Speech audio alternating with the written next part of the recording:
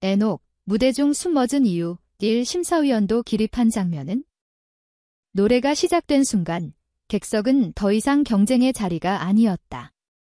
감정을 겨루는 자리도 아니었다. 그것은 오직 한 사람, 에녹의 무대였다. 첫 마디가 터지자 일본의 장년 관객들이 숨을 멈췄고 중년 심사위원의 눈썹이 미세하게 떨렸다. 고음도 아니고 퍼포먼스도 아닌데 왜 다들 가슴을 움켜쥐었을까? 그 무대 끝에 아무도 먼저 박수를 치지 않았다. 단 한 사람. 일본 심사위원이 자리에서 조용히 일어섰다. 경연이 멈추고 음악만 남은 그날 밤, 우리는 그 3분의 진짜 정적을 다시 마주하려 한다. 2025년 9월 2일, MBN이 주관한 한일 왕중왕전이 본방송을 시작했다. 한국과 일본을 대표하는 남성 가수 14명이 한 무대에서 실력을 겨루는 이례적인 양국 대결 무대. 지난해 여성 가수들의 격돌로 11.9%라는 시청률을 기록한 바 있는 이 프로그램은 올해 남성부를 중심으로 다시 돌아왔다.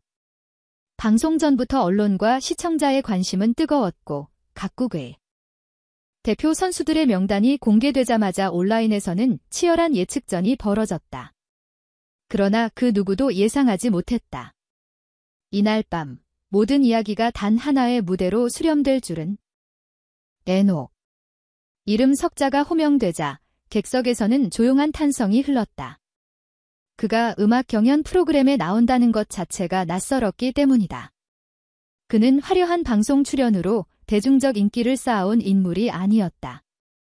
오히려 오페라의 유령 레베카 모차르트 같은 대형 뮤지컬 무대에서 정통성과 예술성을 쌓아온, 공연계에서는 익히 알려진 인물.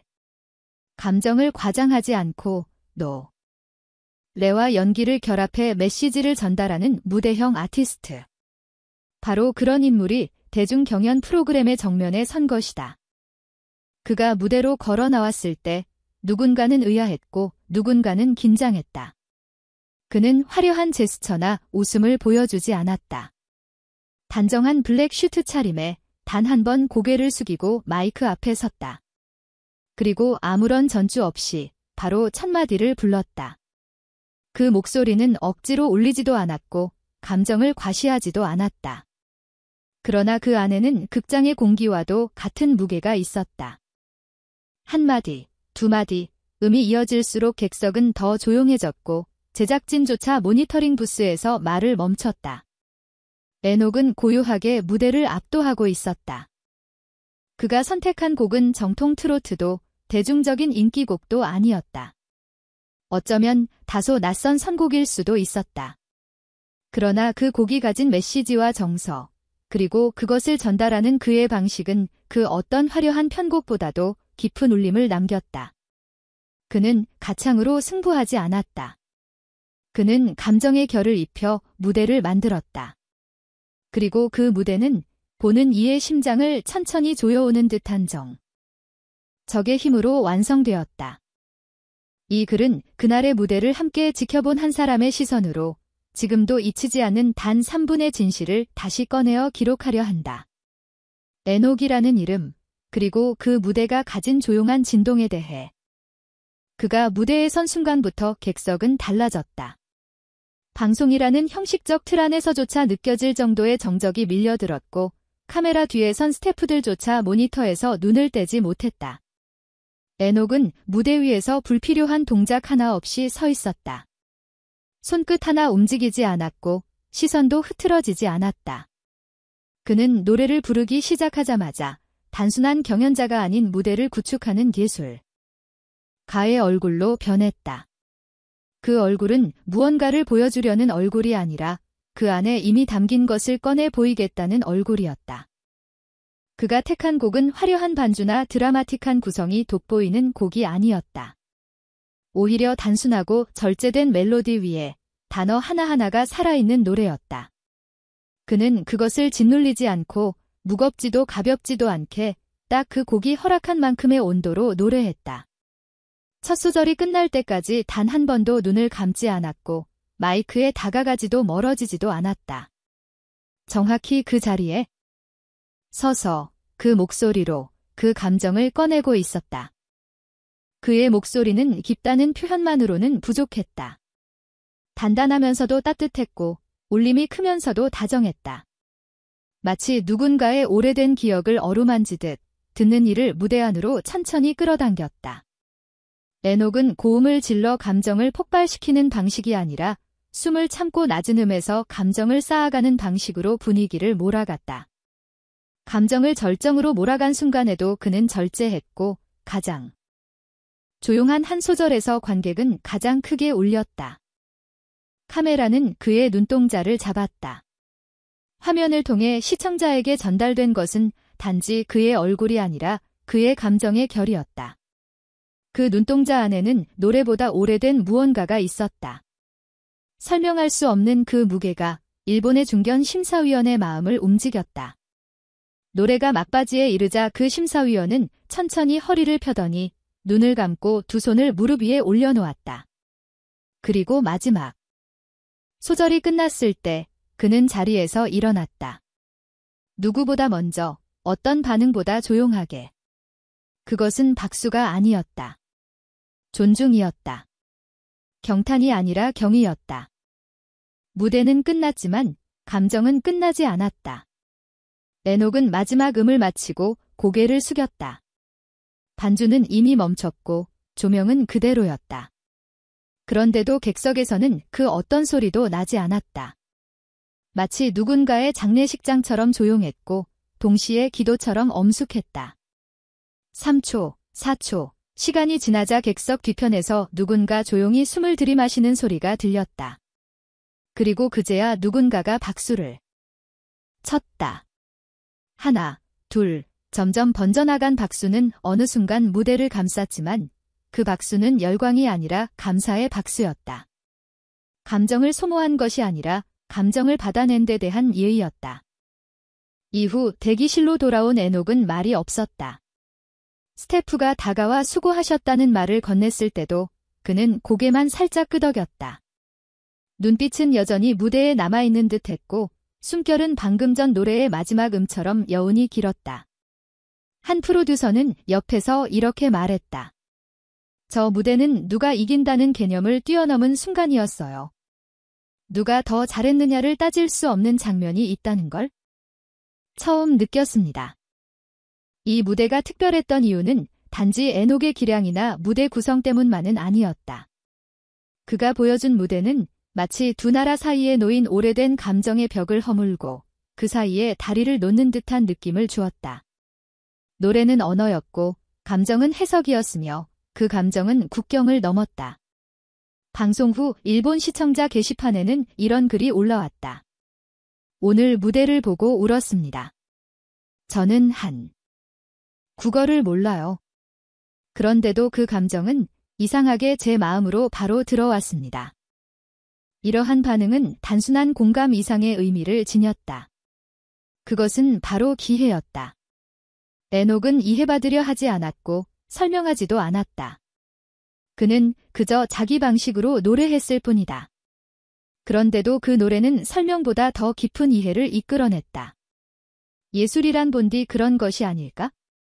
기술로 증명하는 것이 아니라 존재로 설득하는 것. 에녹은 그날의 무대에서 기술이 아닌 존재자 채로 관객을 설득했다. 제작진 중 한 명은 이렇게 회상했다. 방송을 위해 수십 번의 리허설을 진행하고 타이밍을 맞추고 편집을 준비하면서도 에녹 씨의 무대만큼은 손을 대지 않았습니다. 그냥 있는 그대로 내보내는 게 맞다고 생각했어요. 그게 더 진실했으니까요. 실제로 방송에 나간 에녹의 무대는 원본 그대로였다. 조명, 음향, 카메라 워킹, 그 어떤 연출도 첨가되지 않은 날것의 장면, 그리고 그 장면은 편집된 모든 장면들보다 더 큰 반응을 이끌어냈다. 노래 하나로 국경을 넘는다는 것은 쉬운 일이 아니다. 특히나 역사적으로, 감정적으로 얽힌 두 나라 사이에서 감정이 오가는 것은 더욱 조심스러운 일이다. 그러나 그날의 무대는 조심스러움 속에서도 진심을 전달할 수 있다는 가능성을 보여줬다. 그것은 그가 가진 감정의 농도와 무대에 임하는 태도에서 비롯된 것이었다. 어떤 메시지도 직접적으로 말하지 않았지만 그의 존재 자체가 메시지였다. 누군가는 이 무대를 두고 경연의 패턴을 깼다고 말했다. 또 다른 누군가는 뮤지컬 배우의 새로운 가능성을 봤다고 표현했다. 그러나 정작 에녹 본인은 그 어떤 해석도 남기지 않았다. 그는 오직 노래만 남겼고 무대만 남겼다. 그리고 그 무대는 시간이 흐를수록 더 선명하게 사람들의 기억 속에 남았다. 어쩌면 이것이 진짜 무대의 힘일지도 모른다. 강하게 남기지 않고 조용히 스며드는 것, 목소리를 크게 외치지 않고 진심을 천천히 전달하는 것, 그리고 무엇보다 경쟁의 무대에서도 평화를 말할 수 있는 예술. 에녹은 그날 무대를 통해 평화를 노래했다. 아니, 그는 노래를 통해 무대를 평화로 만들었다. 그것이 바로 그날 모두가 숨을 멈췄던 이유였다. 그날의 무대가 끝난 지 시간이 꽤 흘렀다. 방송은 마무리되었고 다시 일상으로 돌아간 사람들은 새로운 가수의 노래를 듣고 새로운 무대를 이야기한다. 그러나 에녹의 그 무대는 유독 오래도록 사람들의 입에 남아 있었다. 그가 노래를 끝낸 순간의 정적, 그 침묵 속에서 일어섰던 일본 심사위원의 움직임, 그리고 박수보다 늦게 터져나온 관객의 숨결은 아직도 많은 이들의 기억에 살아 숨쉰다. 그것은 단지 노래가 아니라 하나의 사건이었고 하나의 풍경이었다.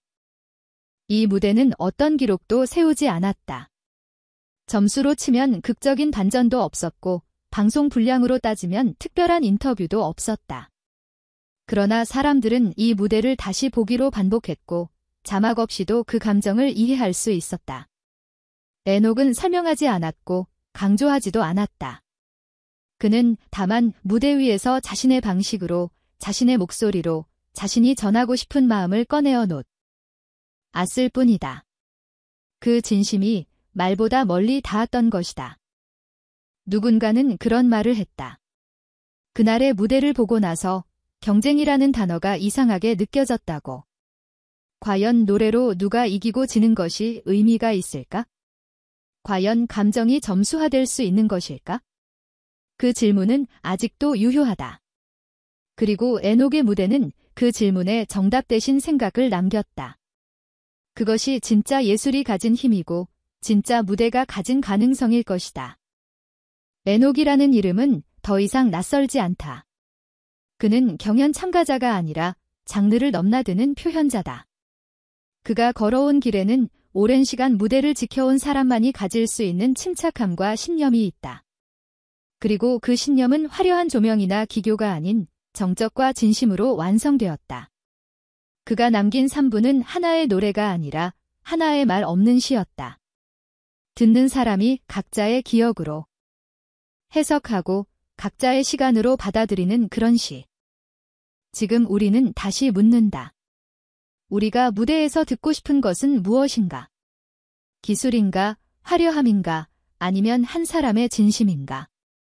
만약 그 진심이 우리 마음을 잠시라도 멈추게 했다면 그것만으로 충분하지 않을까? 그리고 그런 순간을 다시 마주하고 싶다면 그 무대는 잊히지 않을 것이다.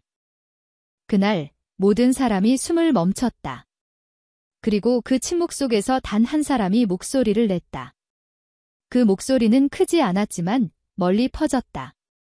지금도 그 여운을 기억하고 있다면 우리는 여전히 그 무대의 관객이다.